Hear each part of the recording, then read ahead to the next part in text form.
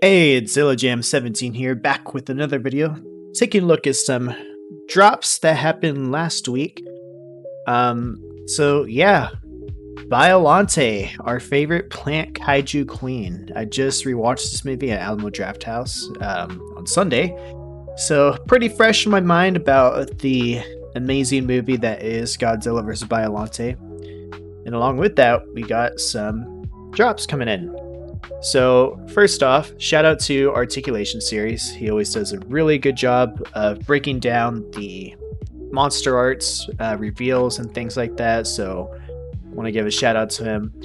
So this is the SH Monsterarts Biollante Wakaza Bay Decisive Battle version. Now, I believe this is a pretty similar figure that they've released in the past. I'm not sure if it's a direct reissue or not, but yeah, this is very similar to what they've had before.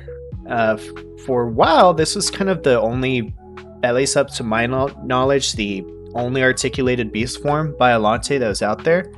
So it's cool that they're re-releasing this, and as you can see, a cool gimmick that this figure has is the inside, like, abdomen area glows. So down here, there's a switch at the bottom of the figure that allows you to enjoy red and orange illumination. So yeah, cool stuff, but that wasn't the only thing that was revealed last week. Because just a few days later, Hiya Toys decides to drop in another Hiya drop and say, hey, we're also doing Biollante. So yeah, I mean, I remember waking up and I was pretty surprised to see this. I don't know, I kind of thought Biollante would be something they wouldn't do for a while, and to see them drop a Biollante figure is pretty crazy to me. So looking at the official solicitation page on Hiya, so maybe about 150 US dollars. After the whole tariff stuff, I think it'll be closer to 180, or yeah, 180-ish. We'll check in a bit when we jump to Big Bad, but yeah, this looks like a really cool figure. You know, having just seen the movie, to me, it's pretty identical to the movie, the way Biollante looks there. So if that's something that you're, you know, that's important to you, this might be the way to go with this figure. I am curious about the articulation here in the body, and how much you could swivel the head around. I do love the additional details here with just how the vines and stuff kind of poke out. Looks really cool. This abdomen area looks to be translucent orange color. You have some, you know, the regular vine with the heads, and looks like you get two more vines that, you know, can do the little piercing Godzilla's hand action there. But overall, I think this looks like a really incredible looking figure. Now the weird thing is, as I pointed out before, that it was maybe like a day or two after Monsterarts revealed their Biollante, Hiya dropped in. And this isn't the first time they've done this, and so it's starting to be a little bit of a pattern. I imagine it's just a really big coincidence, but I don't know. It's, you know, a couple times it might be able to pass, but when it happens more than once, twice, you know, it starts to raise the eyebrow a little bit. But anyways, so yeah, then when we go over to, you know, a big seller like Big Bad Toy Store, go to the Godzilla page, we have the clash of Biollantes here. So you have the Hiya Toys and the Monsterarts. So as I said, the Monsterarts, I believe, I'm not completely positive, but I'm pretty sure this is a reissue of one that they sold back in 2013.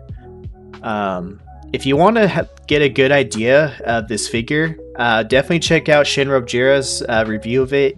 That was the first time I was introduced to this figure, and he does a really good job of kind of breaking down and showing off all the nooks, vines, and crannies of our kaiju queen over here.